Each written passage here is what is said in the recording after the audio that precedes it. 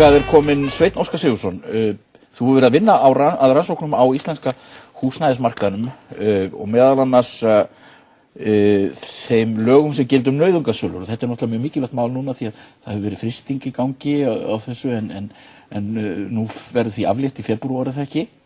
Jú, við reiknum með því að þessi frestun á nauðungarsölum heimila, það er ekki búið að fresta nauðungarsölum á íbúðarhúsnæði nema ef viðkomandi býr í því. Að það mun renna út núna í lok febrúar. Já, við ætlum að skoða þessa löggjöf og hvernig þetta í praktís hérna hjá okkur. Þú ert með svona glærur sem þú ætlaðir að sýna okkur og ég bið þig kannski bara að renna í gegnum þetta með okkur. Já, ég geri það. Það sem þetta snýrað er áhætta og óvissa íslenskra heimila. Og ég bara byrja á því að ræða nauðungarsölulögin sem að voru sett 91, tóku gildi. Nú, hvað var þá markmið með þessum lögum? Það var að verðið í nauðungarsölum myndi nálgast sem mest markaðsverð, en við vitum það í nauðungarsölum og uppboðum mun aldrei nálgast alla leið að markaðsverði, heldur upp að því. Og það var markmið löggjafans. Nú, bönkum er heimilt að bjóða aðeins upp í kröfu sína, en ekki í hana alla. Já. Þetta er reyndar búið að vera svona lengi. Síðan þegar bankinn hefur eignast eign á nauðungarsölu, þá verður skuldar að bíða eftir að bankanum hentar að selja eignina til þess að krafan lækkir sem nemur því söluverði sem bankinn hugsanlega geti selt hana síðar á. Nákvæmlega, já. Nú, við vitum að réttindi skuldara, hann getur einungis nálgast dómstóla til þess að leita réttar síns eftir að hann er búinn að missa eignina. En samkvæmt hæstaréttardómi sem ég litið á sem tengjast þessari löggjöf, hefur þetta tekið 5-6 ár og oftar en ekki verið vísa frá vegna vanræfina þar sem að skuldarinn hafi ekki getað náð að sanna markaðsverðið. Ok, já. Nú, ef við lítum á nauðungarsölu, þá erum við með einhvers konar markaðsverð. Já. Við erum með tíma sem líður. Nú, einstaklingur, segjum hvar sem hann er á landinu, hann er kannski með 30% eigið fé í ákveðna eign og hann tekur 70% lán. Segjum að þessi einn banki. Það getur verið að þessi fleiri veð, en í okkar dæmi ætlum við að taka bara einn banka. Nú tíminn líður og eignin núna er komin hugsanlega upp í 130% af markaðsverðinu, ef ekki meir. Nú það er kreppa. Hvað gerist ef að eignin lendur á nauðungarsölu? Eignin er yfirveðsett. Banki þarf aðeins að borga í raun og veru upp í kröfu sína. Hann mætir á uppboðið og býður kannski 1-2 milljónir. Hann er einn og einhver annar ætlar að mæta á móti honum, þá hækkar hann sig bara að hinn gefst upp. Nákvæmlega. Nú, það þýðir, hann býður bara upp í kröfu sína en ekki í hana alla. Þetta sem er A á skjánum, það er það sem er hægt að halda að viðkomandi skuldara og ná í því í öðrum eignum hans. Skil, já. Nú, við vitum ekki hvað hann býður í hérna í B. Nú, nauðungarsala og uppgjör bankans, hvernig ætli það geti farið fram? Markaðsverð. Við erum með uppboðið og við erum með eignina sem hann getur hugsanlega tekið inn á bækur sínar á minnsta kosti fasteignaverði eða fengið löggiltan fasteignasal til að meta hann inn í bækurnar sínar. Þetta þýðir það að einhver afföll verða hugsanlega á kröfunum þegar það fært í bækur bankans. Þannig að hann greiðir sér B sjálfur. Nú, það er þá, hann færði á A plus C mínus einhver afföll. Þannig að í raun og veru getur hann stækka efnahagsreikningi sinni eftir nauðungarsöluna.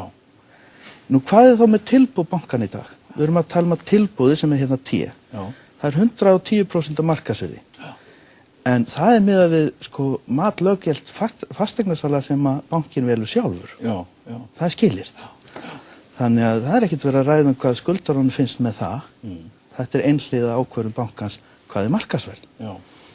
Nú, þá er það einfaldlega þessi að ef að viðkomandi einstaklingur tekur þessu tilboð í dag, nú þetta er fyrir þig sem lántakanda, þetta verður að bjóða þér. Nú það er þá, hvað er í boði ef að þú hafnar þessu tilboði? Þá fær bankinn þetta. Þannig að hann getur hugsanlega stækkað efnahagsreikningi sinn. Og þetta þýðir bankar með fremur litla áhættu, en heimilin með fremur mikla áhættu. Nú, ef við lítum á hvernig þróunin er á markaðnum. Í vísitölu neysluverðs er svokölluð reiknuð húsaleiga. hún metur svo kallar húsalegu ígildi, það sem segir hvað notin í eigin húsnæði, kostnaðin. Nauðungarsölur í Reykjavík, eða í umdæmi sýslumanns í Reykjavík, hafa vikið frá maí 2007 80% frá því sem notað í vísitölu neysluverðs. Síðan sem nauðungarsölurnar eru 80% lægri heldur en hugsanlegt markaðsverð á eignum. Nú, við skulum fara áfram. Það óbúðslegt bil, Þetta eru nauðungarsölurnar, það eru fjölgað frá 2008 til 2009 30%. Nauðungarsölur með þinglýsta kaupsamninga að nálgast að vera 20-25% af heildar kaupsamningum á markaðnum á höfuðborgarsvæðinu. Þannig ég bara að bera saman sýslumannsumdæmi í Reykjavík við allt höfuðborgarsvæði, en þá ég eftir að taka sýslumannin í Hafnarfirði. Nú, við lítum á verðið í Reykjavík, nauðungarsölu. Rauðu línurnar eða súlurnar eru fasteignamat sömu eign og ég að meta. Svarta eru nauðungarsölunar. Bankar eru sem sé að fá eignir á 20-40.000 krónur á fermetrinn, á meðan sömu eignir eru verðmetnar á fasteignamati yfir 140.000 krónur á fermetr. En sorglegasta dæmið kannski öllu helst á Akureyri. Á Akureyri reynist að vera þannig að nánast í þorri eigna seljast á 10-20.000 krónur á fermetrin í nauðungarsölu. Nú, menn segja, þetta vegna þess að þeir geta bara búið upp í kröfu sínar, en Íbúðalánasjóður, ég vil undirstrika það, með reglugerði við sér sem opinber stofnun. Ég held að sé númer 119 frá 2003, en þar öllu svona mannlegri afgreiðslu þessara mála og ég ætla nú ekki að fara meira onni í það núna. Nei. En þetta svona hjá bönkunum? Þetta svona hjá bönkum og sparisjóðum. Og sala undir fasteignamati. Reykjavík 2007 til september 2009 hafa 62% eigna selst undir fasteignamati. Á árinu 2009 til september, það upphafi árs til september, 84%. En á 8 ára tímabili á Akureyri hafa 92% eignana selst undir fasteignamati þeirra. Nú, bankar, þeir geta sótt eigið fé heimila með aðgerðum sínum meðal annars vegna nauðungarsölulaga. Nú halda eignum á efnahagsreikningi sínum og geta haldið upp í markanum, en þeir þöndan út líka sjálfur. Með þessu, já. Nú geta stýrt fasteignamarkað og haldið hann uppi samanber hlutabréfamarkaðinn á sínum tíma. Verðmyndunin algjörlega fölsk í þessu.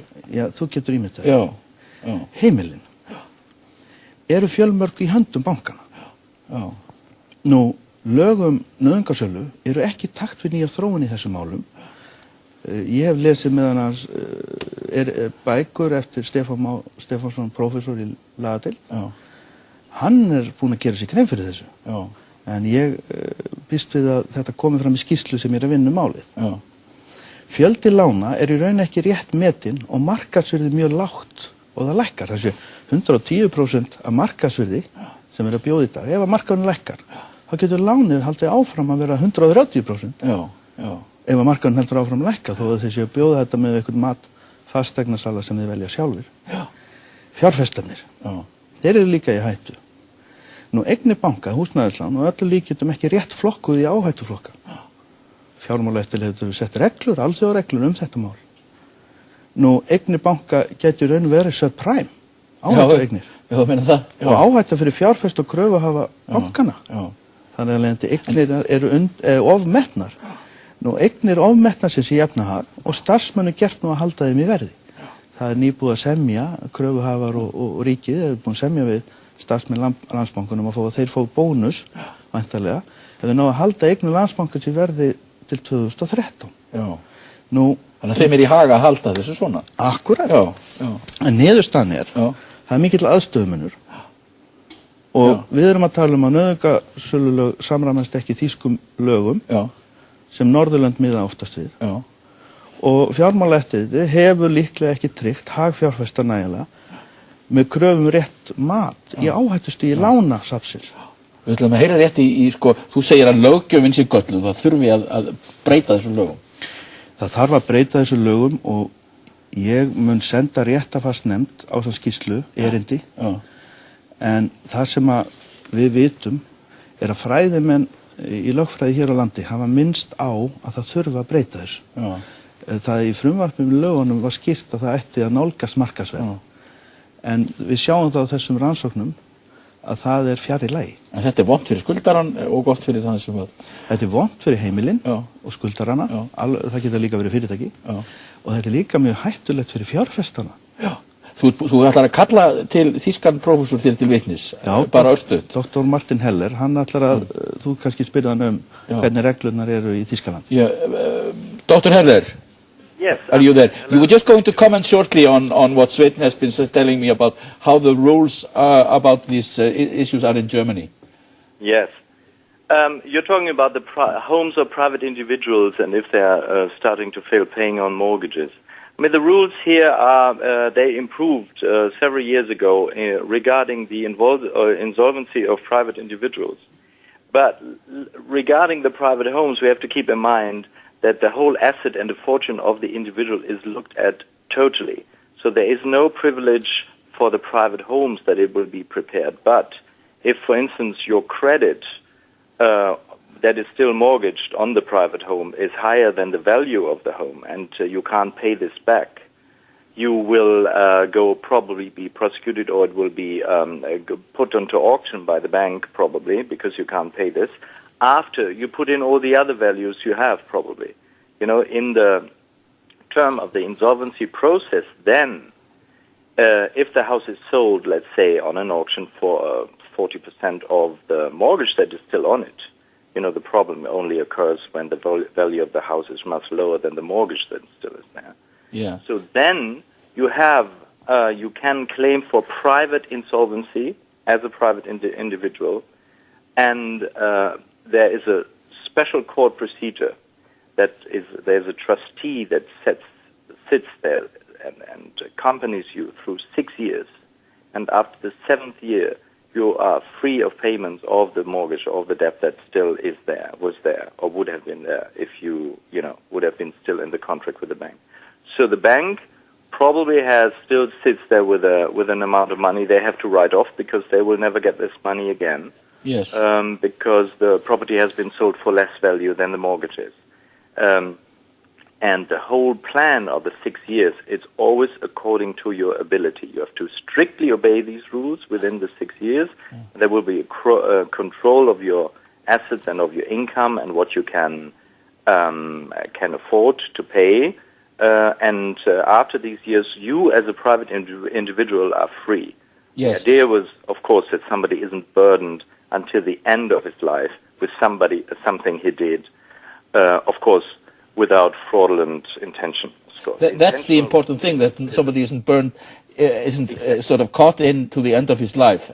Exactly. Thank you. The idea? Yes. Bara ekki, þú segir þessi lög, Sveinn, séu miðaldaleg. Já, það kemur meðal annars fram í bók eftir Stefán Már Stefánsson sem hann gaf út 78, að mörg ákvæði laga og nauðungarsölu sé allt frá síðari hluta 18. aldar. Og mér sýnir sem svo með að við breytingarna sem voru gerðar, aðalega vegna aðskila dómsvalds og framkvæmdarvalds í héraði síðast, á þessu nauðungarsölulögum sem að þetta fór úr að vera dómsatvörn í að vera nauðungarsala.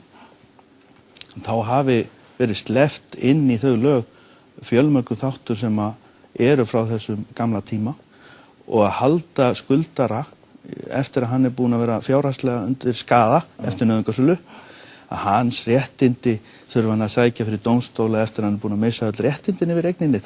Það mjög sérstakt. Og ég vil að lokum segja að ég mun halda fyrirlestur þetta í Mosfellsbæ á næstunni, í mínum heimabæ.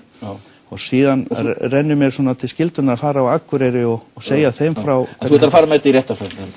Já. Þakka þér fyrir hérna, við klárum hér með Einari Guðmundssyni lækni. Takk fyrir.